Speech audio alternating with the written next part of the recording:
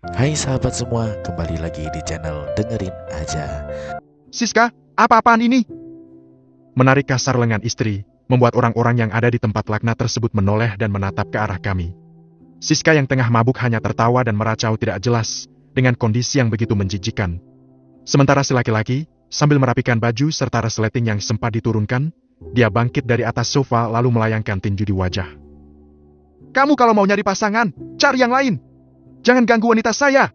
Dia sudah saya bayar mahal untuk menemani saya malam ini. Racau si lelaki sambil kembali mendaratkan bogem mentah. Dia itu istri saya. Saya tidak rela kalau istri saya disentuh oleh laki-laki lain, apalagi oleh pria seperti kamu. Berangku, ingin membalas tinjuannya tapi, dua orang berjaket hitam datang lalu memukuli tubuhku tanpa ampun dan menyeretku keluar dari klub malam. Dek, ayo kita pulang. Jangan ikut sama laki-laki itu. Aku ini suami kamu. Teriakku ketika perempuan berambut keemasan itu masuk ke dalam mobil seorang pria dengan perut buncit tersebut. Bu, lagi-lagi sebuah tinju mendarat di rahang. Sepertinya pria berjaket hitam tadi belum puas menghajarku. Aku terbatuk beberapa kali dan berjalan terhuyung menuju jalan raya, mencari taksi untuk mengantarku pulang ke rumah. Kamu dari mana, Eyar?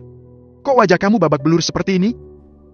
Tanya ibu dengan mimik khawatir ketika aku masuk ke dalam rumah. Aku diam tidak menyahut. Kepalaku terasa terus saja berputar-putar seperti gasing, dan ulu hati terasa nyeri luar biasa. Lala, panggilku pelan, ketika Nirnala mendekat dan mengusap lembut wajahku, membersihkan luka menggunakan air hangat dengan riak kekhawatiran tergambar jelas di wajah cantiknya. Lala, Mas rindu. Apa kamu tidak pernah merindukan masmu ini? Dengan sisa-sisa tenaga yang kumiliki, mengulurkan tangan mengusap pipi Nirmala, akan tetapi malah wajah cantik memesona perempuan itu berubah menjadi muka ibu. Kamu itu ngigo mulu. Ini ibu, bukan Lala. Lagian kamu kenapa sih? Kok bisa babak belur seperti ini? Tanya perempuan berdaster motif bunga sepatu itu dengan nada meninggi. Aku dihajar orang-orang di klub malam, Bu. Jawabku malas, karena pasti urusannya bakal panjang juga runyam. Kamu ke klub malam? Memangnya ibu pernah ngajarin kamu singgah ke tempat seperti itu, Arya? Aku nyari Siska, Bu, dan dia sekarang pergi bersama bandut tua. Aku lihat mulut ibu menganga lebar. Pasti dia syok, sama seperti diriku yang hingga saat ini masih belum percaya kalau ternyata Siska tidak sebaik yang kukira. Dia itu perempuan. Menyebutnya saja rasanya mulut ini tidak mampu. Sakit, perih hingga meresap ke dalam pori-pori. Tuhan, apakah ini sebuah karma? Benarkah Siska memang sudah membagi raga dengan pria lain? Ataukah dia hanya dijebak saja oleh teman-temannya? Tapi, ketika aku lihat di night club tadi, dia memang sepertinya sudah begitu mahir melayani para hidung belang. Menguyar rambut frustasi, merasakan luka di kulit yang berdenyut nyeri. Tetapi ada yang lebih sakit lagi, yaitu di hati. Mencoba menjadi nahkoda di dua kapal, akan tetapi perlahan malah dua-duanya karam. Tenggelam ke dasar luka yang begitu dalam. Masihkah ada kesempatan memperbaiki diri serta hubungan, menjalani biduk rumah tangga bersama salah satu dari mereka yang benar-benar mencintai diriku? Andai saja waktu bisa berputar kembali, tidak akan coba-coba bermain hati apalagi sampai bermain api. Karena ternyata justru malah aku yang hangus sendiri, terbakar oleh percikan api yang kunyalakan. Tuhan, jika memang Siska mengkhianati cintaku, tolong sentuh hati Nirmala agar dia bisa kembali kepadaku, menjalani biduk rumah tangga seperti dahulu. Aku rela menjadi kakinya. Menjadi lentera yang menerangi malamnya juga penyempurna hidupnya yang penuh dengan kekurangan. Dan aku berjanji tidak akan mengkhianatinya lagi. Jarum pendek jam sudah menunjuk ke angka 2 siang. Hari ini, karena tubuh rasanya remuk setelah mendapatkan hadiah beberapa tinju, aku sengaja absen masuk ke kantor. Untung saja Pak Irsyad sedang baik hati dan mau mengabulkan permintaan, sehingga aku bisa istirahat sejenak, menenangkan pikiran yang terasa begitu kacau berantakan. Suara deru mesin kendaraan terdengar berhenti di halaman rumah. Samar-samar bisa kulihat dari balik tirai, Siksa tengah mencium laki-laki yang mengantarnya pulang. Isi dadaku terasa panas bagai tersimpan lava gunung berapi. Tidak menyangka kalau perempuan yang selalu kuanggap bidadari itu seorang perempuan tunasusila yang bertopengkan dewi. Pantas saja saat malam pertama aku begitu mudah melaluinya. Ternyata dia memang sudah membagi raganya ke banyak sekali laki-laki. Dari mana kamu? Tanyaku seraya melipat tangan di depan dada, menatap sinis wajah Siska. Mas, kamu sudah pulang? Dia bertanya seraya menghampiri, mengusap dada ini sambil tersenyum nakal serta menggoda. Singkirkan tangan kamu dari tubuhku, Siska. Aku jijik disentuh oleh tangan yang sudah menjamah laki-laki lain. Tidak menyangka, kamu yang terlihat baik serta sempurna, hanya seorang perempuan tunasusila. Menjijikan. Murkaku seraya menyingkirkan tangannya dari dada. Mas, aku bisa jelaskan. Aku dijebak sama teman aku. Minumanku dikasih obat perangsang oleh mereka karena aku menolak diajak senang-senang. Tolong jangan marah sama aku. Aku hanya korban. Dia menangis meraung-raung sambil mencekal kakiku. Kalau kamu memang dijebak, kenapa baru pulang sekarang? Kenapa tidak sejak kemarin? Hah? Sentakku. Aku takut sama kamu, Mas. Aku takut kamu marah dan tidak menerima aku lagi. Sudah, kamu tidak usah bersandiwara lagi. Sekarang sebaiknya kamu pergi dari rumah ini. Kamu mengusirku, Mas. Air bahan asin berlomba-lomba mengular di pipi putih miliknya, membuat pertahananku jebol dan akhirnya menarik tubuh ramping Siska ke dalam pelukan.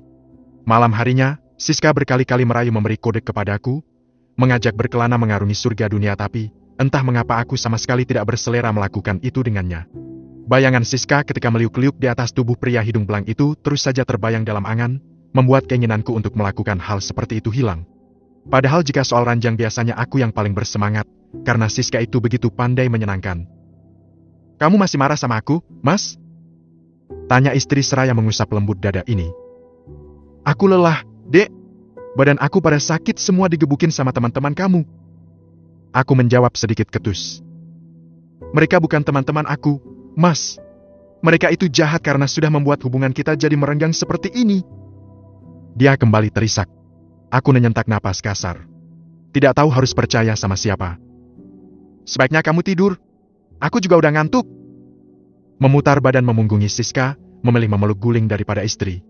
Sepertinya untuk saat ini memang ini jalan yang terbaik yang bisa kulakukan, selagi bukti belum 100% menyatakan kalau Siska memang bersalah. Namun, jika nanti kedoknya terbuka dan ternyata memang benar-benar seorang wanita tunasusila, tidak akan kumaafkan dia dan akan segera kutinggalkan. Mas, bagi duit dong.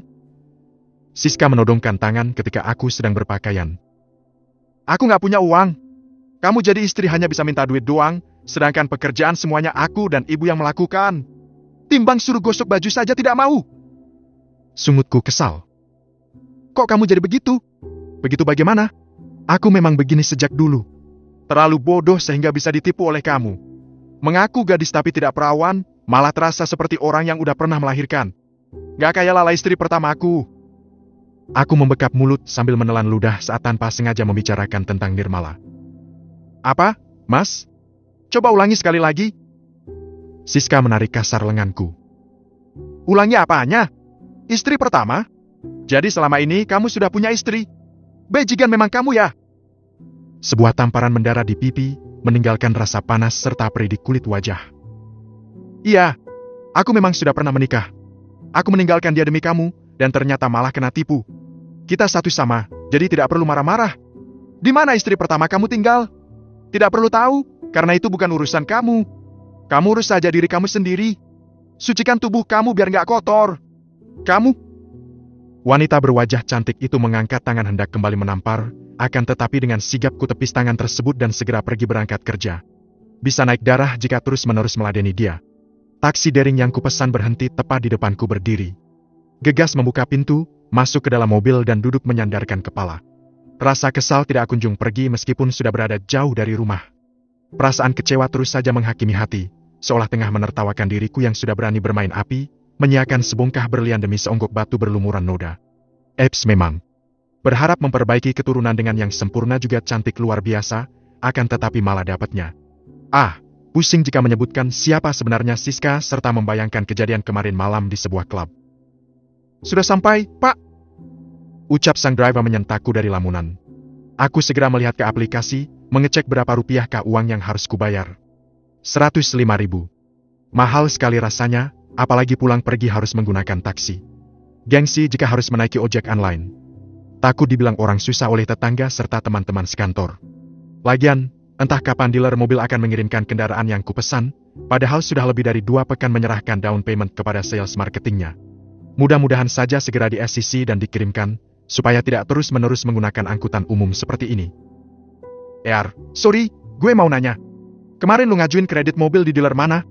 Soalnya ada tetangga gue yang kena tipu. Katanya beliau udah nyerahin DP 40 juta tapi mobilnya sampai sekarang belum turun dan rukonya malah tutup. Tanya Rangga ketika aku baru saja menginjakkan kaki di lobi kantor. Di showroom Dahlia Mobil? Enggak. Kalau di situ nggak mungkin gue ketipu. Lo kan tahu sendiri kalau gue itu pintar, jadi nggak mungkin sampai ketipu, apalagi masalah beli mobil. Lo kan tahu gue ini siapa? Jawabku sambil melenggang pergi. Arya, ini, coba lihat cat dari nyokap gue. Nama showroomnya sama, coba lu cek, siapa tahu lu juga jadi korban. Nggak mungkin! Mengibaskan tangan di udara. Ya sudah, terserah lu. Yang penting gue udah ngingatin. Aku melungguh lemas di atas kursi kerja, memijat pelipis yang semakin berdenyut nyeri. Apa perlu dicek kebenaran ucapan Rangga, ataukah harus kuabaikan, karena Mas Denny tidak mungkin menipu. Merogoh saku celana, mengambil ponsel, mencoba menghubungi Mas Denny sang sales marketing showroom Dahlia Mobil, tetapi malah tidak aktif. Perasaan gelisah seketika menyelimuti hati, begitu khawatir kalau apa yang dikatakan Rangga benar terjadi. Part ke-16. Pulang dari kantor, menyempatkan diri mampir ke showroom untuk membuktikan kalau apa yang dikatakan Rangga itu tidak benar. Dada ini mulai bergemuruh hebat ketika melihat keadaan ruko tertutup juga dipasang garis polisi. Seketika perasaan tidak enak langsung singgah dalam hati, mulai resah serta gelisah. Mbak, maaf. Numpang tanya, kok rukonya tutup, ya? Tanyaku kepada penjual asongan yang kebetulan sedang nongkrong di depan rumah toko tersebut. Iya, Pak. Kabarnya, ruko ini terlibat kasus penipuan. Kemarin saja ada demo di sini, Pak. Memangnya Bapak salah seorang customer showroom juga? Iya. Saya sudah menyerahkan DP sama Mas Denny sebesar 35 juta. Justru dia bangkrutnya, Pak. Semua uang customer yang masuk katanya dibawa lari sama dia. Aku meneguk selaiba dengan susah payah, melungguh lemas di trotoar sambil menjambak rambut sendiri. Stres, frustasi tingkat tinggi. Ingin rasanya menjerit, protes kepada Tuhan karena terus saja memberiku beribu cobaan. Bagaimana ini? Uang melayang, mobil tidak ada, sementara hutang bertambah menumpuk. Terus saja hujani cobaan, Tuhan. Biar puas sekalian menghukum diriku. Ayah Nirmala. Ya, kenapa tidak kepikiran sampai ke situ? Kenapa tidak menghubungi beliau dan meminta bantuan? Aku bisa memutarbalikkan fakta kalau Nirmala telah selingkuh dengan Vergu, apalagi ayah itu kan begitu percaya kepadaku. Dia pasti akan lebih mendengarkan ucapanku daripada kata-kata putrinya. Mengambil ponsel, menghubungi nomor ayah mertua sambil merapalkan doa. Semoga saja dia menjadi jalan untuk memecahkan semua masalah yang tengah mendera. Tidak aktif. Sialan. Kenapa nomor ayah mendadak sulit dihubungi juga? Apa perlu aku menyusul ke kantor, menemui dia dan meminta hakku sebagai menantu yang sudah mau menerima putrinya yang tidak sempurna? Kusut amat, ada apa? Tanya ibu ketika aku baru saja sampai di rumah. Aku kena tipu, Bu. Ternyata showroom tempat aku ambil mobil dealer abal-abal. Uang aku dibawa sama sales marketingnya. Lenyap sudah 35 juta aku. Jawabku dengan nada lemah, tidak memiliki semangat sama sekali. Astaga, Arya. Kamu ini bagaimana? Kok bisa ketipu begitu? Harusnya kamu hati-hati kalau cari showroom. Udah ketipu istri, ketipu dealer, lengkap banget sih, penderita kamu. Jangan-jangan Siska itu pembawa sial. Soalnya semenjak ada dia hidup kamu jadi apes banget. Sungut ibu bertambah meradang. Siska yang sedang asik di kamar segera berjalan menghampiri, menarik kasar rambut ibu dengan begitu beringas dan tidak memperdulikan jeritan ibu yang terus saja merintih kesakitan. Siska lepaskan jambakan kamu, atau kamu aku talak. Tekanku membuat perempuan cantik bertubuh langsing macam gitar Spanyol itu segera melepas jenggutannya, mendorong ibu hingga terjerembab di lantai. Kamu ajari ibu kamu supaya bisa jaga ucapan.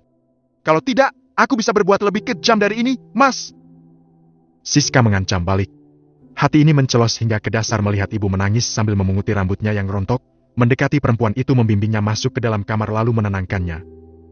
Ibu nyesel dulu nyuruh kamu nikah sama Siska, Selain sadis dan tidak punya sopan santun, dia itu suka banget nyuruh-nyuruh ibu. Timbang mau makan saja harus diladeni. Mau minum minta diambilkan. Bukannya meringankan pekerjaan ibu tapi malah menambah banyak pekerjaan yang harus ibu pegang.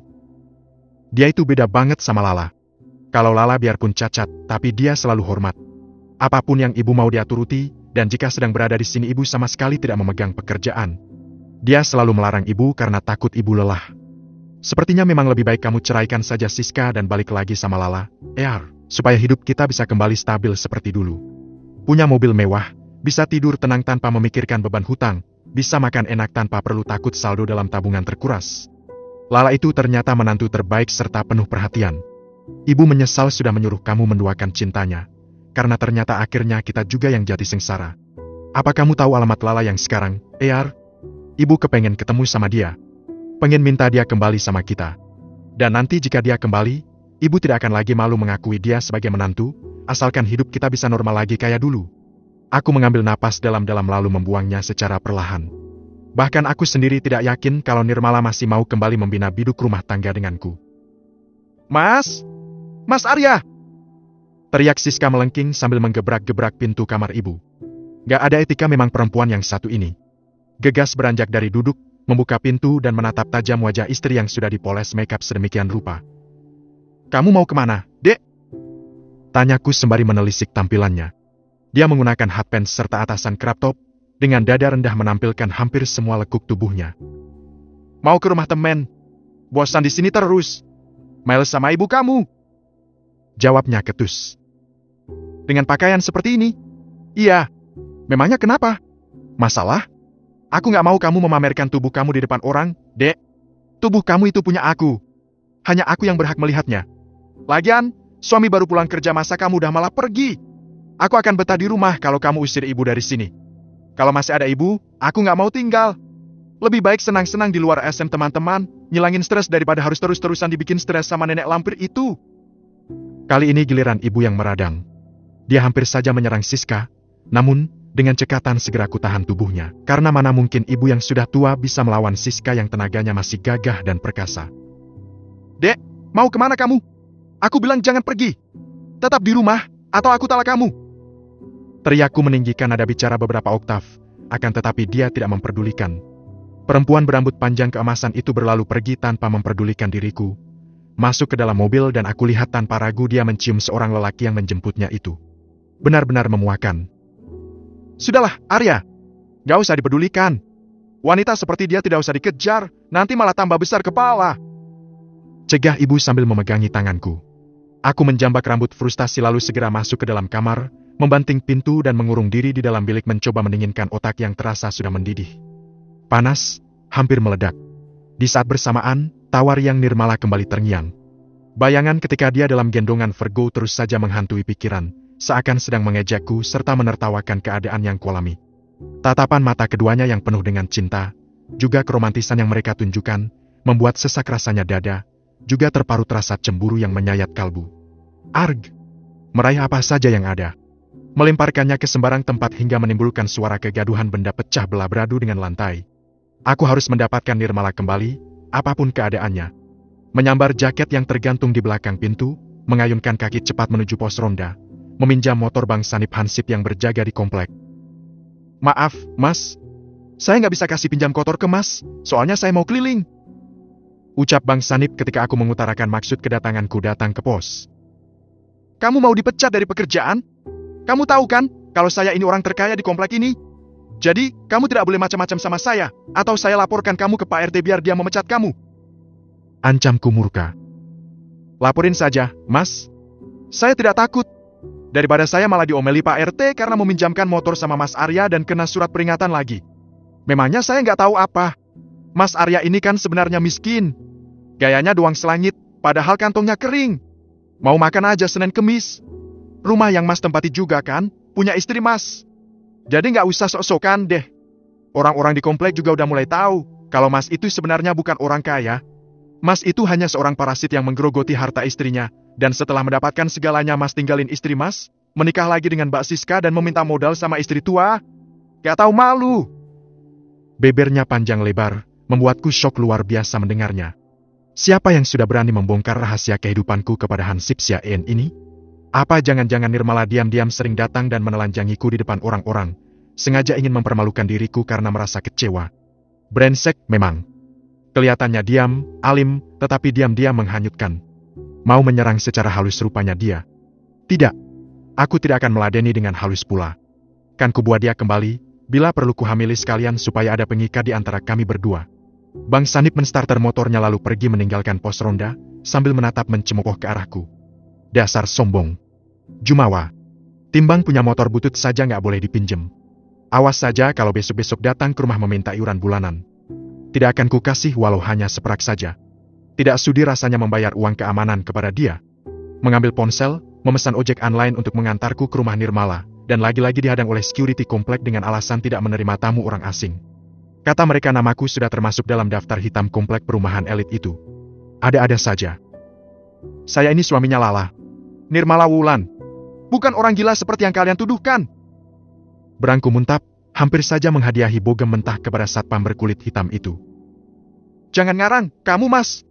Mbak Lala itu saat pertama datang sudah melapor dan di KTP-nya statusnya masih single.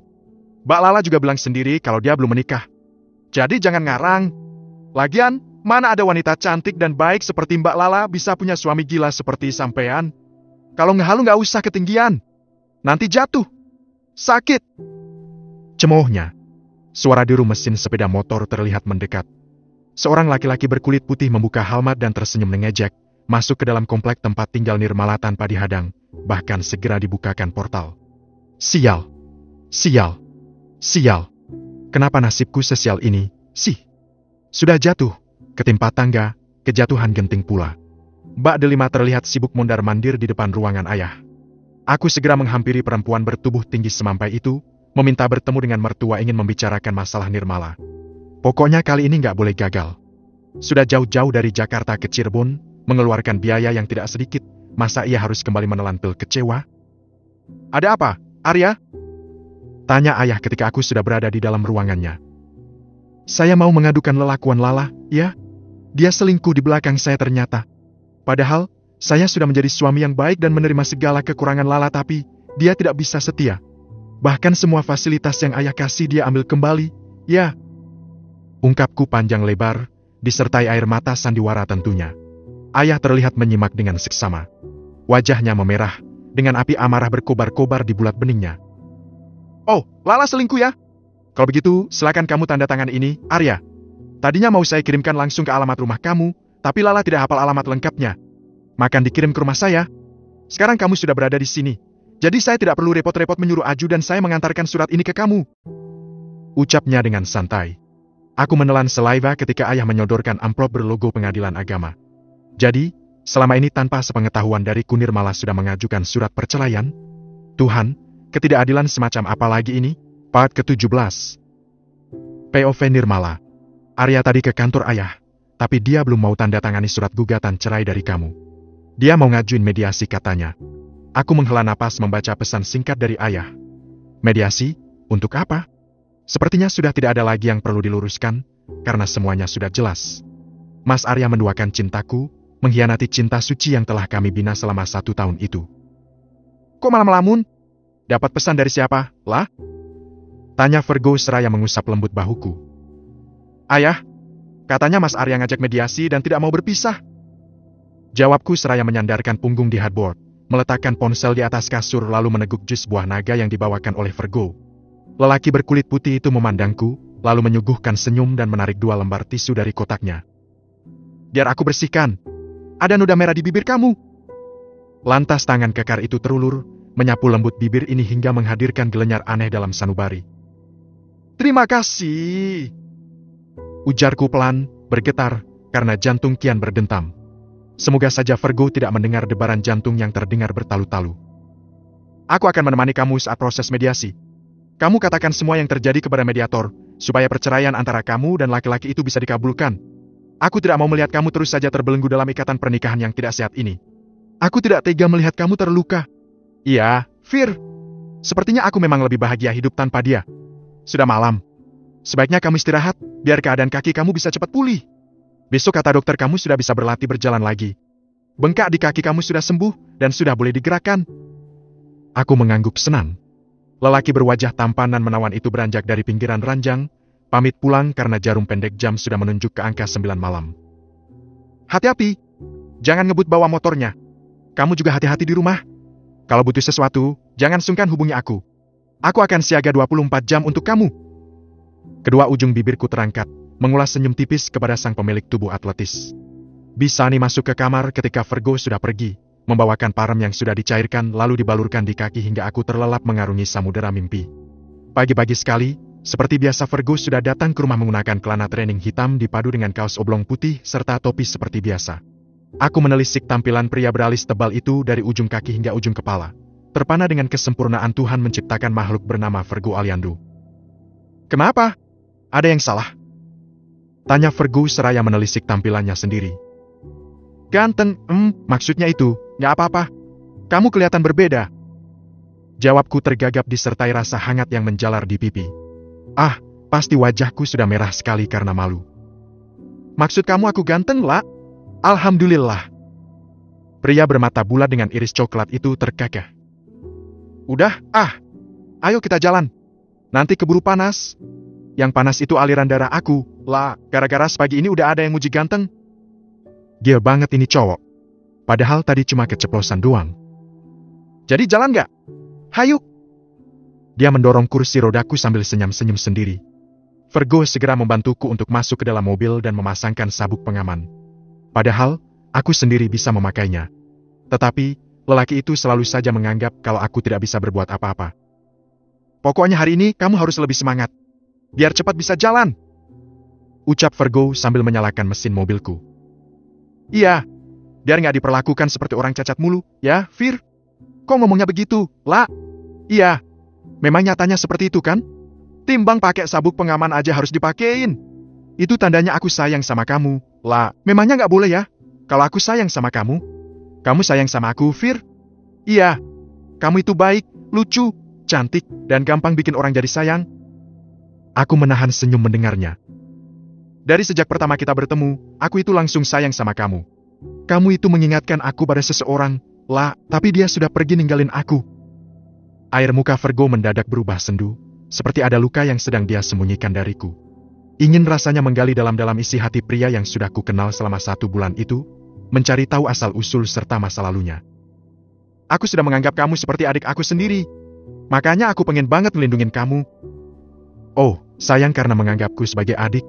Aku pikir, sudahlah. Jangan terlalu berharap lebih, apalagi sama orang yang baru dikenal. Ayo, kita turun. Aku lekas membuka sabuk pengaman, menarik tuas pintu lalu keluar dari mobil. Pakai 1 tongkat, biar cepat bisa jalan. Perintah sang pemilik rahang tegas sambil menyodorkan tongkat milikku. Tapi, Fir, menatap ragu wajah Virgo. Gak ada tapi-tapian. Turun, jalan pakai tongkat 1. Aku mengambil benda yang terbuat dari bahan stainless itu lalu belajar berdiri, sementara Virgo memegangi 1 tanganku dengan erat. Fir, aku takut. Tiba-tiba bayangan ketika jatuh kemarin kembali berkelibat dalam angan. Rasa nyeri di kaki masih terbayang, membuat nyaliku menciut juga diselimuti rasa takut. Jangan takut, aku pegangin. Virgo memberi kode dengan anggukan pelan, terus memegangi tanganku sambil terus menatap wajahku yang sudah basah oleh keringat. Bismillah. Pelan serta hati-hati mengangkat bokong dari jok mobil, menggenggam erat tangan pria yang tengah berdiri tidak jauh dariku lalu melangkahkan kaki perlahan, hingga pelan-pelan rasa takut itu hilang dengan sendirinya. Kalau sakit bilang, ya, lah. Ucap Virgo seraya terus membimbing diriku untuk berjalan. Dia begitu sabar, telaten, dan yang paling penting tidak asik sendiri seperti Kak Irsyad. Virgo begitu memperhatikan keselamatan serta kenyamananku. Bagaimana, lah? Tangannya lagi. Gak sakit, Fir. Udah gak ngilu kayak biasanya. Jawabku penuh semangat. Alhamdulillah kalau begitu. Ya sudah, kita istirahat dulu. Jangan terlalu bernafsu, biar besok bisa dilanjut lagi. Aku mengangguk mengiyakan kemudian duduk di kursi taman. Aku ambil minum dulu di mobil. Iya, terima kasih. Virgo mengayunkan kaki lebar-lebar menuju mobil dan kembali membawa sebotol minuman serta sekotak tisu. Dicabutnya 2 lembar kertas tipis itu, menyapukannya di wajah, menyusut keringat yang mengucur deras. Al, ini siapa? Aku terkesiap ketika seorang perempuan berambut panjang serta suara lemah lembut tiba-tiba menghampiri dan menyapa Virgo. Temen! Jawab Virgo ketus, terlihat kurang nyaman dengan kedatangan perempuan yang terlihat begitu cantik memesona dengan balutan baju olahraga mahal di tubuh. Aku menatap wajah perempuan tersebut sambil mengulas senyum, dan dia membalas senyumanku dengan begitu tulus. Kamu temannya Virgo apa pacarnya? Kamu cantik. Puji si wanita dengan intonasi sangat lembut. Terlihat sekali kalau dia dari kalangan berkelas. Saya temannya, Tante. Tante kenal sama Virgo? Dia itu anak. Ayo, lah, kita pulang. Potong Virgo seraya beranjak dari kursi. Kamu jalan lagi kayak tadi apa mau aku gendong? Tanyanya kemudian. Al, papa kamu. Ayo, lah, aku gendong saja. Biar cepat. Tanpa aba-aba dia membopong tubuhku masuk ke dalam mobil, menutup pintunya dan kembali ke kursi taman mengambil barang yang tertinggal. Dari balik kaca bisa kulihat kalau mereka tengah berdebat, bahkan beberapa kali si wanita hendak memeluk tubuh Virgo tapi lelaki itu menepis kasar tubuh perempuan cantik tersebut. Dia siapa, Vir? Tanyaku ketika lelaki beralis tebal itu masuk ke dalam mobil, mengambil posisi di kursi kemudi dengan ekspresi marah yang tidak bisa dia sembunyikan. Hening. Hanya suara deru mesin kendaraan yang terdengar, karena dia tidak menjawab pertanyaan dariku. Sebenarnya siapa wanita itu? Mantan pacarnya kah? Atau kakak? Atau malah ibunya? Tapi Virgo sering bercerita kalau ibunya telah tiada. Kenapa malah jadi banyak sekali pertanyaan yang bersarang dalam angan? Terlebih lagi ketika aku kembali menoleh, perempuan cantik yang tadi menyapa Virgo sedang menangis sendirian di bangku taman. Vir, perempuan tadi siapa? Kuulangi pertanyaan, siapa tahu kali ini dia mau bercerita. Tidak penting, jawabnya sinis. Oh, kalau dia tidak penting, kenapa setelah bertemu dengannya wajah kamu tiba-tiba berubah? Apa dia pacar kamu? Memangnya aku berondong yang doyan sama tante-tante? Lantas, itu privasi aku. Kamu gak perlu tahu. Oh iya, aku lupa. Aku ini kan bukan siapa-siapa kamu. Laki-laki itu terdengar menghela nafas berat, lalu menoleh sebentar ke arahku. Bukan begitu maksud aku. Lah, dia bukan siapa-siapa. Dia hanya mantan bosku dulu. Tapi kenapa dia tadi menangis? Mana ada mantan bos peluk-peluk anak buahnya. Aku bukan orang bodoh, Vir. Aku tahu kalau kamu sebenarnya ada hubungan dengan perempuan tadi. Kamu kayak wartawati aja. Lah, udah, Gak usah bahas dia lagi, kita pulang, karena aku sudah lapar. Mau numpang makan di rumah kamu. Biarin. Habis, kamu main rahasia-rahasiaan. Aku aja selalu terbuka sama kamu. Gak pernah nutup-nutupi masalah aku sama kamu sedikit pun. Sedangkan kamu, cuma ditanya perempuan yang bersama kamu tadi aja gak mau ngasih tahu. Gak asik kamu Kan tugas aku memang membantu memecahkan masalah kamu. Kalau kamu tertutup, dari mana aku bisa tahu masalah yang sedang mendera? Aku ini kan bukan malaikat yang bisa membaca hati seseorang. Ya sudah, kalau kamu gak mau cerita, aku akan cari tahu sendiri. Virgo tertawa, memamerkan deretan giginya yang rapi, membuatku terpesona karena kerupawanannya. Memangnya mau nyari tahu di mana? Adalah, pokoknya rahasia. Gak usah ngepoin masa lalu dan masalah aku. Soalnya gak ada yang menarik. Bikin nyesek semua. Nanti kamu nyesel kalau tahu siapa aku sebenarnya. Seperti biasa dia mengacak rambutku hingga berantakan. Mobil yang tengah dikendarai Virgo menepi di pekarangan rumah. Buru-buru aku keluar, berjalan menyeret kaki dengan tongkat menopang tangan dan segera masuk ke dalam. Alis tebalku bertaut hingga hampir menyatu melihat ibu sedang duduk di ruang tamu. Nirmala, sayang. Menantu ibu. Perempuan berusia lebih dari setengah abad itu menghambur memelukku, mencekal kaki ini sambil menangis terseduh dan meminta maaf. Tolong izinkan ibu ikut sama kamu. Lah, ibu gak kuat tinggal sama Arya dan Siska. Aku menoleh menatap wajah Bisani lalu menatap wajah Virgo, ingin meminta pendapat kepada mereka berdua. Lah, kenapa malah diam? Ibu ini mertua kamu. Apa kamu tidak kasihan lihat ibu menderita? Keluhnya lagi. Menderita? Benarkah ibu menderita? Atau hanya sedang bermain sandiwara? Part ke-18. Maaf, Bu, aku gak bisa nampung ibu. Tolakku secara halus. Dari kejauhan, Bisani menatapku sambil mengacungkan jempol. Mendukung. Kamu gak kasihan sama ibu? Lah, ibu ini udah tua. Ibu sering disiksa dan dicaci sama Siska. Ibu gak kuat. Dia selalu memperlakukan ibu ini seperti pembantu. Dia menangis tergugu, duduk bersimpuh di lantai sambil memasang wajah melas. Tapi maaf, Bu, aku juga gak bisa nampung ibu di sini. Aku sama Mas Arya sudah mau pisah. Kami sudah dalam proses perceraian. Ibu terkesiap-terkesiap mendengar jawaban dariku dan langsung beranjak, memegangi bahuku sambil mebatap sendu. Tolong jangan pisah sama Arya. Lah, bagaimana nasib kami kalau kalian sampai bercerai? Kini dahiku mengernyit mendengar kalimat yang terurai dari mulut ibu. Untuk apa memikirkan nasib mereka, sementara mereka sendiri tidak pernah memikirkan diriku, menorehkan luka begitu dalam di dinding hati, membuat Netra ini menitikan air mata. Jangan pisah ya. Lah, ibu tidak mau kehilangan menantu sebaik kamu. Ibu sayang sama kamu. Kalau ibu sayang sama aku, kenapa ibu membiarkan Mas Arya menikah lagi dengan Siska? Bahkan, aku dengar gosip kalau Mas Arya menikah juga karena desakan ibu. Mata-mataku mengatakan seperti itu kepadaku. Itu semua nggak bener. Lah, ibu itu nggak setuju Arya nikah sama dia, tapi Siska yang maksa. Dia menjebak Arya sampai akhirnya mau tidak mau Arya harus menikahi dia. Tidak usah bersandiwara, Bu, aku tahu semuanya. Ibu malu punya menantu seperti aku karena cacat pun dengan Mas Arya. Sekarang aku udah mundur. Jadi ibu tidak perlu malu. Ucapku lagi sembari melenggang pergi. Lala, ibu minta maaf. Ibu tahu ibu salah. Beri ibu kesempatan untuk memperbaiki diri, lah. Wanita dengan jambul khatulistiwa itu mengejar hingga ke kamar. Aku sudah memaafkan sebelum ibu meminta maaf. Oh iya, Bu, rumah yang ibu tinggalkan dulu aku yang renovasi. Lebih tepatnya aku yang bangun, soalnya kan dulu cuma rumah petakan. Karena aku sama Mas Arya mau pisah, jadi rumah itu kita bagi dua. Ibu punya 1 kamar dan ruang tamu. Sisanya punya aku. Ibu maunya bagaimana? Apa mau dibayarin sama Mas Arya? Apa mau aku yang bayar tanahnya sekalian? Gak bisa begitu dong, lah. Rumah itu bukannya sudah jadi hak ibu? Sertifikatnya juga atas nama ibu, jadi kamu gak akan bisa mengambilnya. Tanahnya loh, yang punya ibu. Bangunannya punya aku. Kan dulu aku pernah bilang, tidak usah dibangun ulang. Renovasi aja sedikit. Tapi ibu kan maksa dan mengatakan kalau rumah itu akan jadi punya aku. Kita punya perjanjian hitam di atas putih, bermaterai pula. Mata perempuan dengan dandanan cetar membahana itu kembali membola.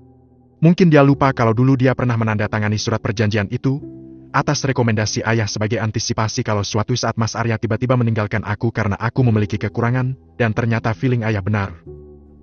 Ya sudah, sekarang begini saja. Kamu bayar hutang Arya ke rentenir, nanti sertifikatnya ibu kasih ke kamu. Mas Arya punya hutang ke rentenir? Mau ya? Lah, kasihan Arya. Dia juga habis kena tipu di salah satu dealer mobil. Uangnya raib sebesar 35 juta, mana hasil ngutang pula. Tolong bantu selesaikan masalah kami. Ibu takut rumah ibu disita lintah darat itu. Itu sudah bukan urusan aku, Bu. Antara aku dan Mas Arya sudah tidak ada hubungan lagi. Kami sedang dalam proses perceraian.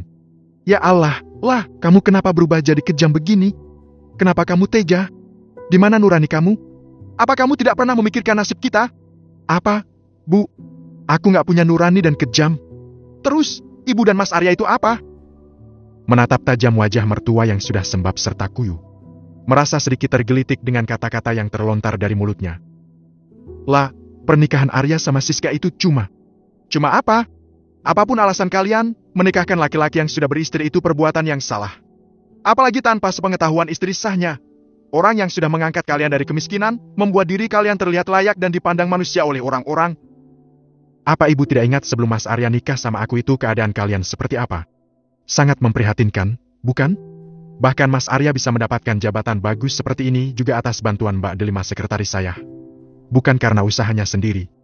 Ibu bisa pakai baju bagus, makan enak, jalan-jalan pakai mobil, itu semua karena bantuan ayah aku. Tapi kalian malah mengkhianati aku dan menusuk dari belakang. Sekarang kalian mau hidup susah, mau belangsak, sudah bukan lagi menjadi urusan aku. Beberku panjang lebar, memuntahkan semua beban yang mengganjal di hati. Semoga saja setelah ini ibu sadar siri. Kamu mengungkit semua kebaikan yang sudah kamu lakukan. Lah, ternyata kamu tidak ikhlas bantuin kami. Ibu pikir kamu tulus. Ternyata tidak. Tadinya aku tulus. Tapi melihat kelakuan kalian yang terkesan tidak tahu diri itu ketulusan di hati ini pelan-pelan memudar. Aku juga manusia biasa, Bu, bukan malaikat tanpa dosa, yang pasrah begitu saja ketika dizalimi. Tangan ibu terlihat terkepal. Mungkin dia tidak menyangka kalau aku akan berani menjawab, karena selama ini apapun yang mereka lakukan aku tidak pernah protes sama sekali.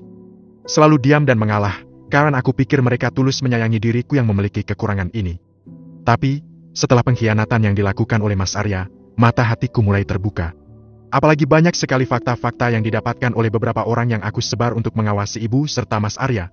Dan yang lebih mengejutkan lagi ketika Rangga teman sekantornya Mas Arya membeberkan semua yang pernah dibicarakan oleh calon mantan suamiku kepadanya. Pintu keluar di situ ya, Bu, aku mau istirahat. Capek habis olahraga. Mengayuh kursi roda, mendekat menuju ranjang dan segera naik ke atas tempat tidur. Kamu benar-benar mengusir ibu? Nah, itu ibu tahu. Lah, ibu mohon. Kasih ibu kesempatan untuk tinggal selama sebulan saja di sini, sampai kamu benar-benar bercerai sama Arya. Ibu nggak mau tinggal serumah sama Siska. Sekali maaf, Bu, aku tidak bisa menempung ibu di sini. Aku mau pulang ke Cirebon, nanti ibu nggak ada yang urus di sini. Kalau begitu ibu mau ikut ke Cirebon juga. Pokoknya ibu ikut kemanapun kamu pergi. Ibu mau jadi orang tua kamu. Aku menyentak napas kasar lalu memanggil Bisani, meminta dia untuk bersiap-siap dan terpaksa pergi ke Cirebon hari ini juga untuk menghindari ibu. Pokoknya tidak akan kuberi celah untuk mereka kembali memanfaatkan kelemahanku juga menguras uang ayah. Aku wanita tangguh, kuat dan tidak membutuhkan keluarga toksik seperti mereka. Biarlah ibu dan Mas Arya menyesali kesalahan mereka yang sudah berani-berani mengkhianati orang yang sudah mengangkat mereka dari kubangan kemiskinan. Aku memang cacat, tapi tidak bucin. Untuk apa bertahan hidup dengan orang yang sudah jelas-jelas menyakiti, jika masih bisa mencari kebahagiaan sendiri? Hatiku hanya sebongkah daging yang mudah tergores luka. Dan jika sudah merasakan kecewa, maka rasa percayaku juga ikut sirna. Apalagi sampai diduakan seperti ini. Rasanya tidak rela sekali, apalagi harus bertahan dengan suami parasit seperti Mas Arya. Fir, kamu bisa antar kami ke Cirebon sekarang? Tanyaku dan langsung dijawab anggukan oleh laki-laki berwajah tampan itu. Virgo kemudian mendorong kursi rodaku keluar, membantuku masuk ke dalam mobil dan mengunci pintu rumah ketika kami semua sudah bersiap pergi. La, ibu mau tinggal di sini. Ibu mohon, tolong jangan kamu kunci rumahnya. Kalau nggak ibu ikut juga ke kampung kamu. Boleh ya, La? Muka tembok juga dia rupanya. Sudah ditolak mentah-mentah, masih saja memaksa untuk tinggal. Dasar anak sama ibu Sam saja. Virgo mengambil posisi duduk di kursi kemudi, dan aku segera memasang sabuk pengaman. Dan tanpa memperdulikan tangaisan calon mantan mertua, mobil yang kami tumpangi bergerak meninggalkan rumah, membuat wanita dengan penampilan glamor itu menghentakkan kaki kesal. Maafkan aku, Bu, bukannya kurang ajar sama orang yang lebih tua tapi, aku hanya tidak mau semua kebaikan yang aku lakukan malah disalahartikan kembali, apalagi sampai dimanfaatkan. Pak, nanti tolong kunci pintu pagar rumah saya. Kalau masih ada perempuan yang mengaku sebagai ibu mertua saya, usir saja tidak apa-apa dan jangan beri akses dia untuk kembali masuk ke dalam komplek ini. Dia mengganggu ketenangan hidup saya soalnya. Ujarku seraya memberikan sebuah anak kunci serta 2 lembar uang pecahan 50.000 kepada Satpam. Lalu segera pamit pergi menuju kota kelahiran ayah serta Bisani. Arya duduk di kursi teras sambil menikmati rintik hujan yang mengecup dedaunan, ditemani secangkir teh hangat serta sepotong roti yang aku beli ketika pulang dari kantor. Ibu membuka pintu garasi dengan wajah kusut, menenteng tas besar di tangan setelah mengancam ingin pergi dari rumah ini. Dari mana, Bu? Tanyaku pura-pura tidak tahu. Dari tempatnya Lala. Ibu minta ikut tinggal di sana, tetapi dia menolak dan malah meninggalkan ibu ke Cirebon.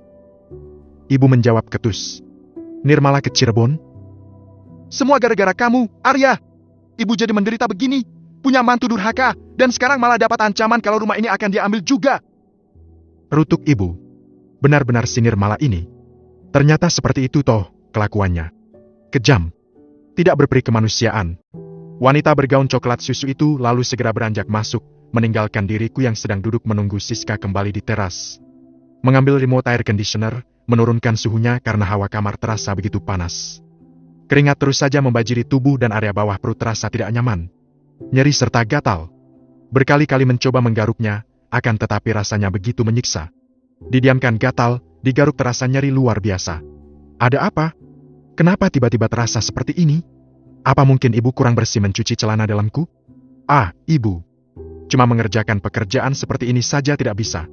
Mana sakit banget lagi. Membuka lemari, mengambil dalaman di dalam laci kemudian menggantinya siapa tahu setelah ini rasa sakitnya akan berkurang. Rasanya sudah sangat tidak nyaman juga menyiksa. Karena sudah tidak mampu menahan rasa gatal yang kian terasa, buru-buru mengambil minyak kayu putih yang ada di laci meja rias, mengoleskannya sedikit di permukaan kulit tapi malah semakin terasa kurang nyaman. Perih luar biasa. Hingga malam menjelma menjadi pagi, rasa itu tidak jua kunjung pergi. Aku yang hendak membasuh tubuh di kamar mandi dikejutkan oleh cairan kental seperti nanah bercampur darah yang keluar dari alat tempurku, membuat tubuh ini bergetar hebat dan lutut ini lemas seperti tidak mampu menopang badan. Ada apa, Tuhan? Kenapa cairan yang keluar dari senjataku juga mengeluarkan bau begitu tidak sedap, hampir seperti bau telur busuk? Part ke-19. Aku terus membersihkan cairan berwarna kuning cenderung kecoklatan serta berbau anyir tersebut, merasakan nyeri luar biasa hingga membuatku menitikan air mata. Apa aku terkena penyakit Raja Singa? Pikirku menerka-nerka, sambil terus mengusap wajah kasar, begitu takut jika ternyata mengidap penyakit menular seksual. Tidak. Sepertinya tidak mungkin. Karena aku tidak pernah jajan sembarangan, dan hanya bermain dengan 2 orang saja. Dan ketika sedang menyatu dengan Nirmala, selalu menggunakan pengaman. Menyalakan keran air, mengisi bak mandi dengan air hangat lalu menyirami sedikit demi sedikit badan ini menggunakan air hangat. Tubuh terasa menggigil serta demam setelah selesai membasuh tubuh, sedang tenggorokan terasa sakit ketika menelan air. Sebenarnya aku mengidap penyakit apa? Kamu kok pucat banget, ya? Sakit? Tanya ibu ketika aku keluar dari kamar sambil mengancing lengan ke meja. Agak meriang, Bu. Mungkin kurang istirahat. Jawabku berdusta, sebab tidak mungkin menceritakan apa yang sedang menimpa. Malu, apalagi yang sakit bagian inti yang begitu privasi. Ya sudah, sarapan dulu. Ibu sudah masak cah kangkung sama bikin balado ikan keranjang. Menarik kursi meja makan, meletakkan bokong di atasnya lalu mengambil secentong nasi dan sedikit lauk yang terhidang.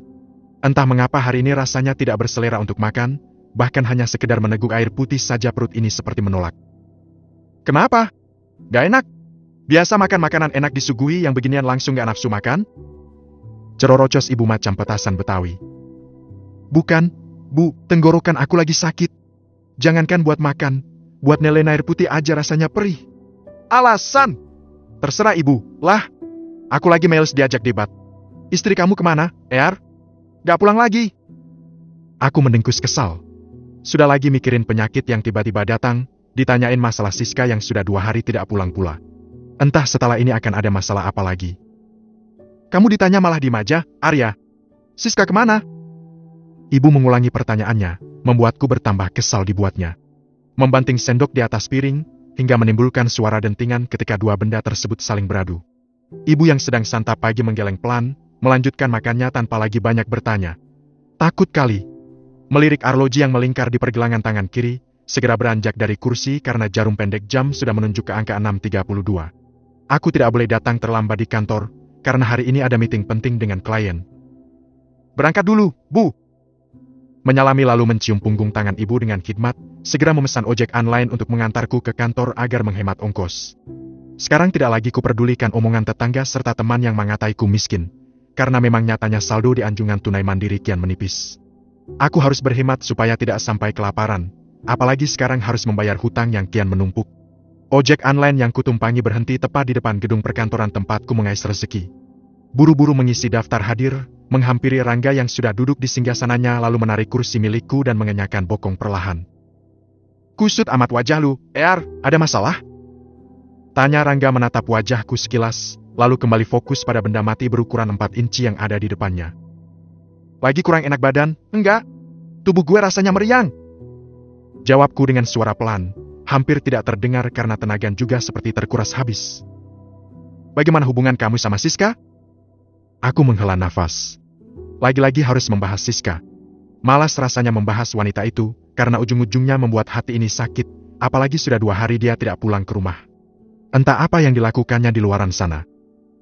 Kenapa tiba-tiba lu nanya masalah Siska?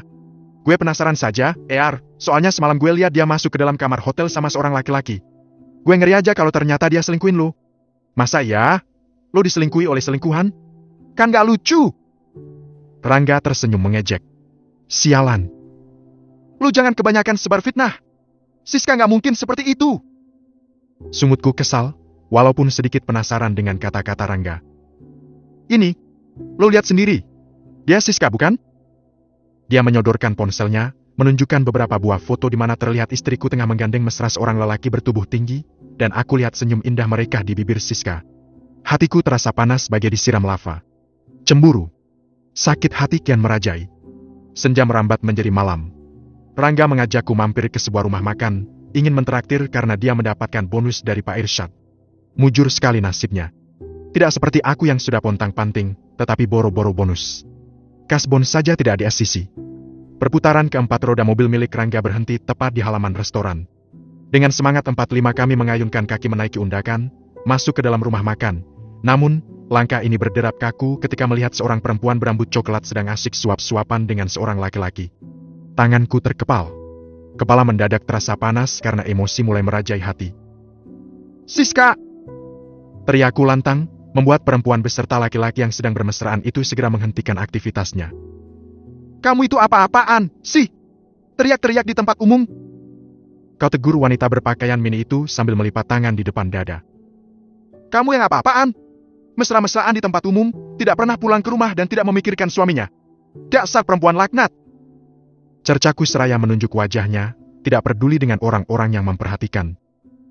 Memangnya kamu siapa? Memangnya kita pernah saling kenal ya? Astaga! Pandai sekali dia bersandiwara. Pura-pura tidak kenal, padahal sudah jelas-jelas aku suaminya. Ayo kita pulang! Menarik tangannya kasar, akan tetapi dia segera menepisnya dan menatapku sengit. Jangan sentuh wanita saya! Saya sudah membayar mahal dia, malah kamu yang pegang-pegang. Pria berjambang tipis yang ada di sebelah istri menarik kerah ke mejaku. Dia itu istri saya, bukan wanita bayaran. Si lelaki malah terkekeh, menatapku dengan pindaian mengejek.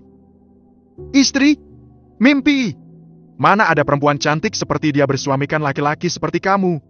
Dia itu milik semua lelaki yang mau membayarnya dan yang mau mengeluarkan uang banyak untuk menikmati tubuhnya. Katanya kemudian. Syok berat. Itu yang kurasakan saat ini. Jadi Siska benar-benar seorang wanita tunasusila?